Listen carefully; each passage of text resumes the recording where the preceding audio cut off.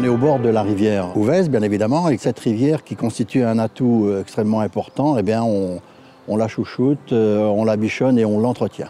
Donc la rivière a deux problématiques, avec des volumes d'eau qui varient fortement d'une saison à l'autre. La deuxième problématique de l'Ouvèze, c'est sur les aspects sédimentaires. Et le constat, c'était que effectivement, la rivière qui manquait cruellement de sédiments et de matériaux à travailler, eh bien, a fini par couler sur la Roche-Mère. À partir du moment où on n'a plus un matelas alluvial qui joue le rôle d'épuration de l'eau, donc on a une dégradation de ce fait-là de cette qualité.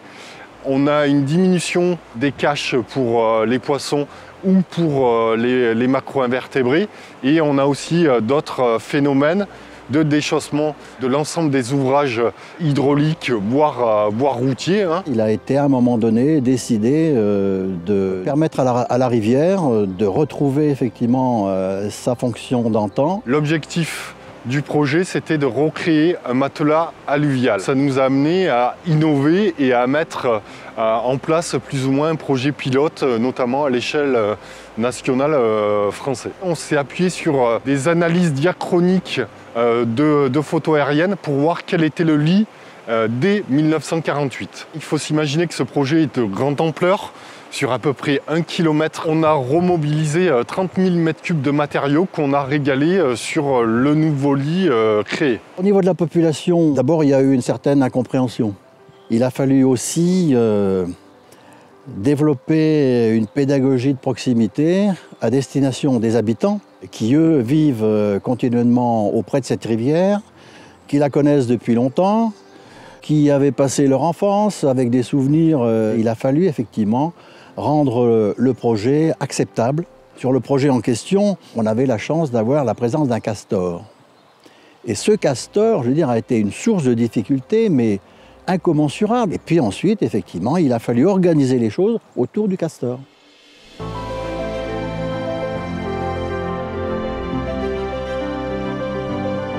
Donc aujourd'hui, on est sur un projet qui a 7 ans, un projet qui, pour nous, techniciens, vit bien.